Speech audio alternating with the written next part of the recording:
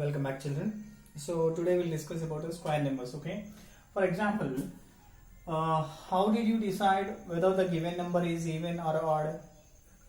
13 odd, 12 even, 14 even, 15 odd.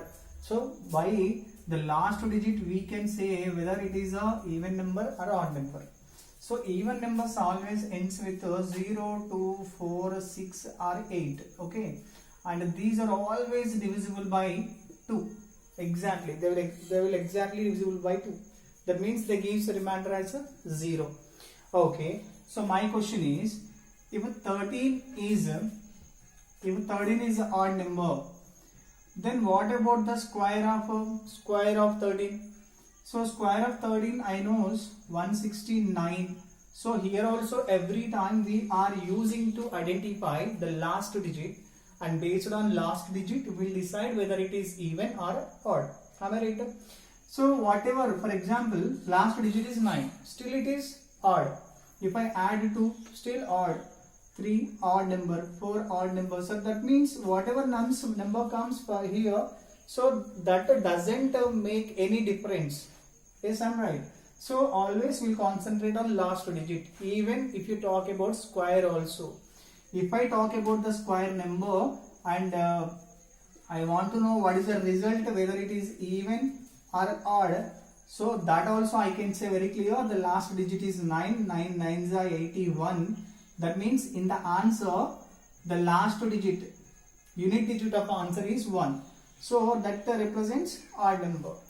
So if you really wants to confirm whether even number or odd number for any square number, so we need only one thing is enough, that is last digit.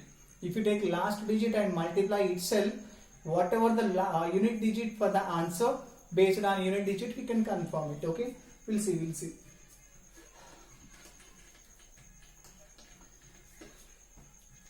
Yeah, 143 whole square, and the square number we should decide whether odd or even. Okay, so here the unit digit is 3. So 3 3s are 9. So 9 is a unit digit of a square.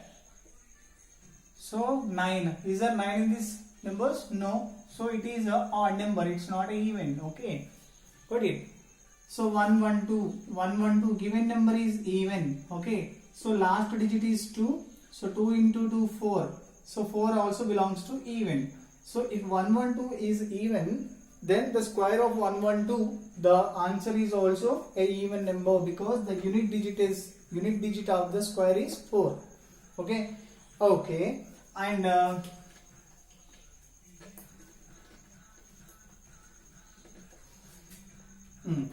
and look at 2 square, answer 4, 3 square, answer 9, 4 square, answer 16. Did you know how to get square? 4 square in the sense 4 4s are 16, 3 square, 3 3s are 9. Okay, now I'll write a 5 square 25. Okay, take any two numbers, successive numbers. Okay, so now I'm taking these 2 square 4. Okay, and 3 square 9. Now these two are square numbers, but look at here, 4 starting number 4, the end number 9. So after 4, 5, 6, 7, 8. So now look at 4 is a perfect square, 9 also perfect square. So between two square numbers we have a 4 numbers, 4 numbers here, correct? Next, 3 square 9, 4 square 16, 9, 10, 11, 12, 13, 14, 15, yeah, here 16. 1, 2, 3, 4, 5, 6. 6 digits, 6 numbers. Okay, so here we are talking a single digit of squares, so we can able to write, correct? No? Yes? Now look at 20 square 400, 30 square 900. So now we should write the numbers 4012 to 899. So it's very hard to write the numbers, to count the numbers when numbers goes to larger side. Okay, so now I'll give the formula. The formula is, if you want to find the numbers between n square and n plus square, as like look at n 2 square, the next number 2 plus 1 3 square, n square n plus 1. Now the gap, the numbers between n square and n plus 1 whole square, the non-square numbers, non-square normal numbers are, the formula is 2n, or 2 into first number, 2 into first number. Now we'll check. 2 into the first number is 2. 2 into 2 we got it answer as 4. 4 non-square numbers we got it. The first number 3. Yeah, 2 into 3 we got it 6. 6 non-square numbers. 20. So 2 into first number 20. So 40. That means between 400 and 900 we have a 40 normal numbers, non-square numbers we can get it. Okay. The formula you can remember. The non-square numbers between n square n plus 1 square is 2n. 2n is a formula. Okay. Okay.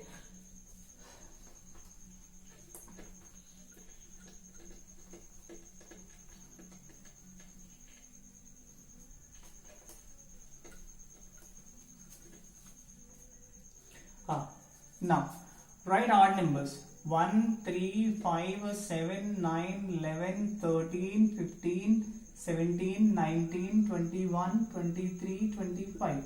Okay, now we'll write here. First 1. Okay, 1. Now sum of two odd numbers, sequent odd numbers. 4. 1 plus 3 plus 5. 1 plus 3, 4. 4 plus 5, 9. So 1 plus 3 plus 5 plus 7. 1 plus 3, 4. 4 plus 5, 9. 9 plus 7, 16. So 1 plus 3 plus 5 plus 7 plus 9. So 4, 9, 16. 16 plus 9, 25. Did you observe any pattern in this? So I can say 1 we can express it as 1 square. Here we can write 2 square, 9 we can write it as 3 square, 16 we can write it as 4 square, 25 we can write it as 5 square. Okay, now look at here. 1 plus 3 plus 5 plus 7 plus 9 plus 11 plus 13 plus 15 plus 17 plus 19 plus 21. What is the answer? So there is we can understand here the sum of all sequent odd numbers having a relation with a certain number square. Am I right? Okay, here I have written 5, but we have to get idea which number should be right there. Am I right? Look at 1, 2, 3, 4, 5. Here I used only 5 sequent odd numbers. Sequence I didn't miss. Am I right? So 5 sequent odd numbers I added here. That's why I used 5 square. 1, 2, 3, 4, 4 square. 1, 2, 3, 3 square. 1, 2, 2 square. Single, 1 square. Am I right? So as per count, these also all sequent odd numbers I have written. 1, 2, 3, 4, 5, 6, 7, 8, 9, 10, 11. So simple we can write it as 11 square. 11 square nothing but 11 into 11. That gives answer 121. Yes. So simple we'll write 1 plus 3 plus 5 plus 7 plus so on. N, it is also a odd number of odd numbers. Yeah, n square. So n is nothing but is here I am not adding it. So n number of odd numbers. Okay, number of odd numbers. So how many numbers are there here? So that we can write n square. Okay, right.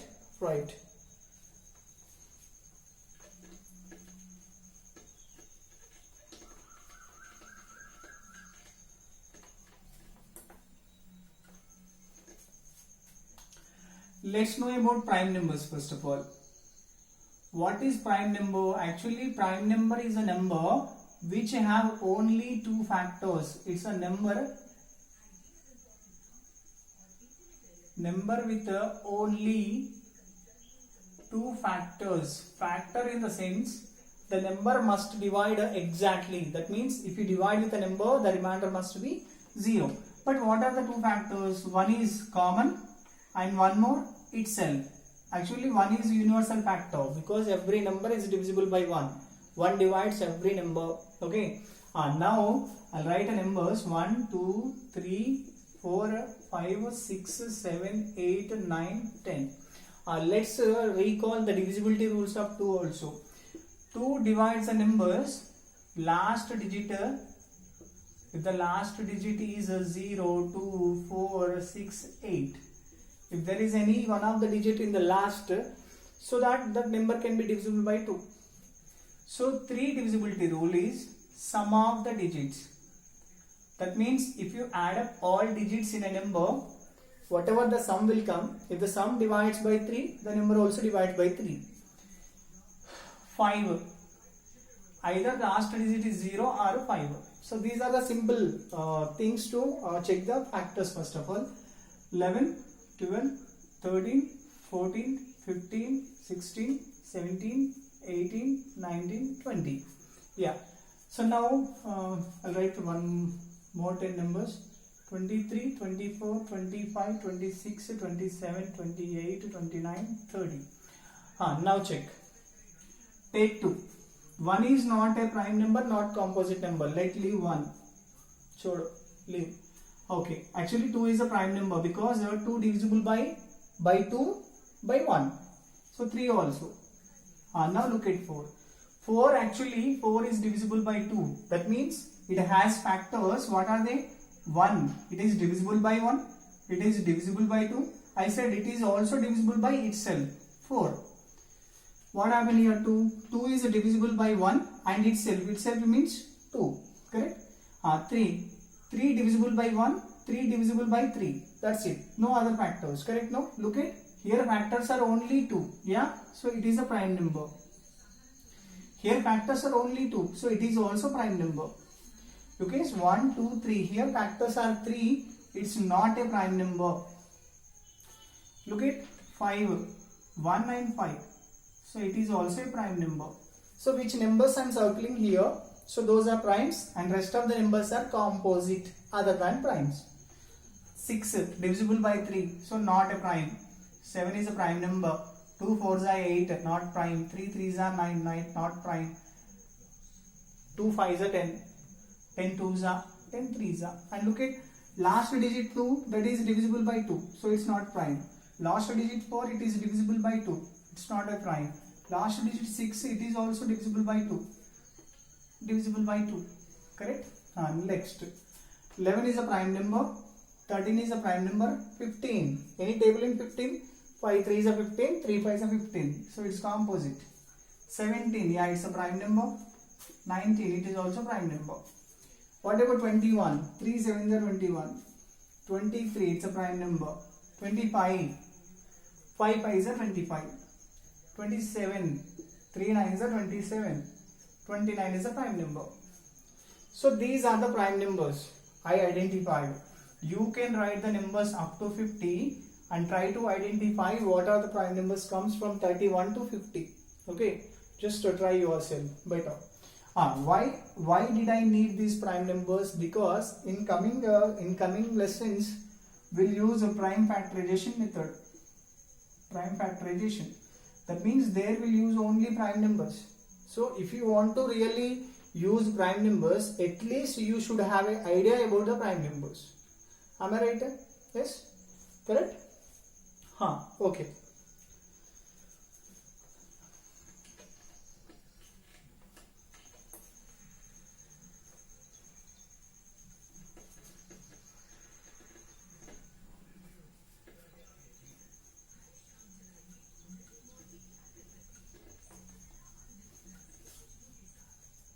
Yeah.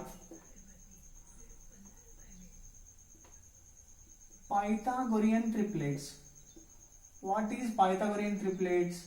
What is Pythagorean triplets? Pythagorean triplets are the three numbers. If you take three numbers, the sum of square of any two numbers gives answer of a third number square. Okay. Example. Better we'll go with example. 3, 4, 5 are Pythagorean triplets because we know 3 square answer 9, 4 square answer 16. If you add 9 plus 16 answer 25, that gives answer as 5 square. What happened here? Therefore, here we can notice that first number a square, second number b square, sum of both gives answer as a c square. So these kind of numbers can be called it as a Pythagorean triplets. And here you can see sequent numbers, but always the Pythagorean triplet doesn't come in a sequent manner, okay? So if you go with the other pair, the pair is 6, 8, 10. Next pair, 6, 8, 10, okay? 6 square 36 beta, 8 square answer 64. If you add both, answer is 100, that is nothing but 10 square. So if any three numbers satisfy these conditions, then that A, comma B, comma C numbers can be called it as a Pythagorean triplets. Okay. Thank you. Have a nice day.